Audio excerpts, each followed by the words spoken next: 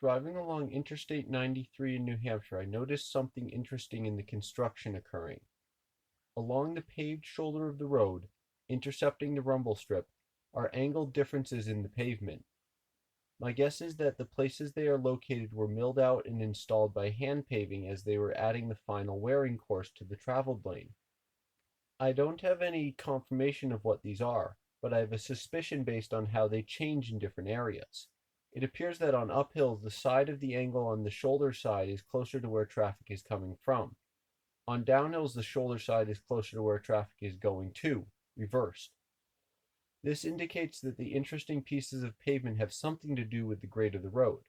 My guess, given this and the angle, is that they are something to do with trying to make sure water makes its way off the road rather than flowing down the shoulder, which seems a particularly odd need, given that when I was driving this in the rain a week before these photos, the water seemed to have no issue making its way off the shoulder just due to the cross slope of the roadway. But it may be that it was an issue in this area prior to construction, so these measures were implemented even though with the refined crown it is not now. I have seen other styles of rumble strip that are below the asphalt continuously rather than separated divots. Water running down these could be an issue. I was not able to see this while driving by at highway speed, but on examining the photos, the odd paving is raised slightly beyond the pavement of the shoulder. Though at a similar level to the traveled lanes, they are above the pavement of the shoulder, which I expect will cause some issues with plowing snow, or need for changes in procedures and or equipment in plowing snow. Though maybe that is why they don't extend all the way to the edge of the shoulder, to allow a clear strip for the edge of the plow to run. I will have to take another look at them after winter to see how they fared.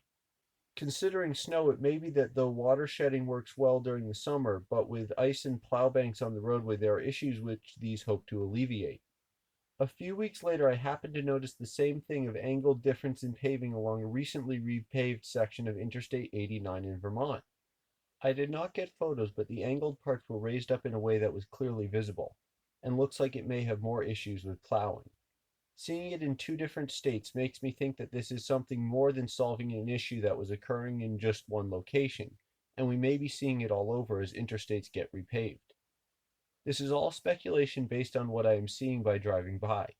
My hypothesis on what these are may well be completely wrong, and they are there for some other interesting reason.